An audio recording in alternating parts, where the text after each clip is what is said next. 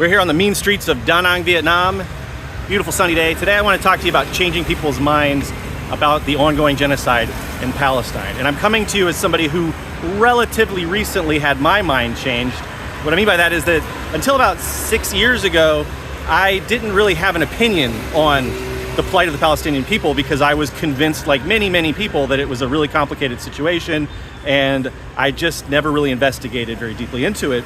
But when I finally did talk to people who knew a lot more about it than I did, and I talked to Palestinian people and I talked to Israelis who opposed the genocide, I very quickly found out that it's really not that complicated at all. It's a very simple issue.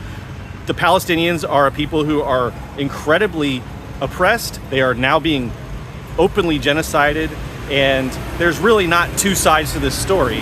It's very clear that Israel is very much in the wrong here and has absolutely no right to be doing what they're doing to the Palestinian people.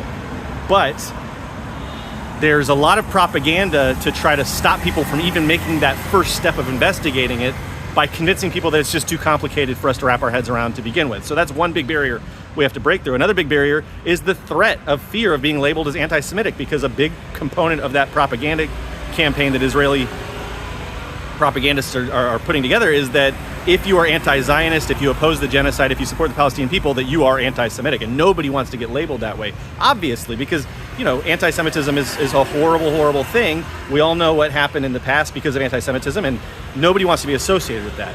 And so that's, of course, the first move that these horrible Israeli fascists do, is to associate anybody who opposes the Zionist genocide with being, you know, anti-Semitic. So those are two big barriers that we have to break through.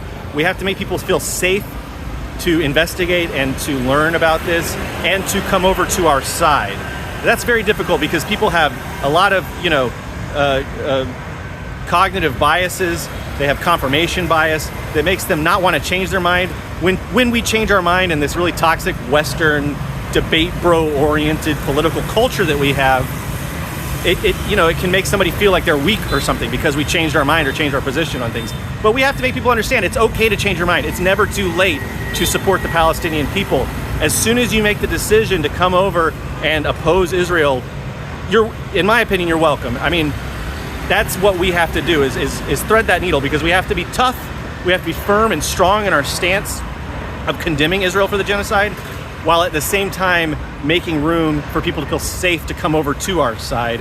That's a difficult needle to thread, and it's going to take a lot of emotional intelligence, and it's going to take a lot of effort. So leave a comment and let us know what you've done in the past to convince people to support the Free Palestine.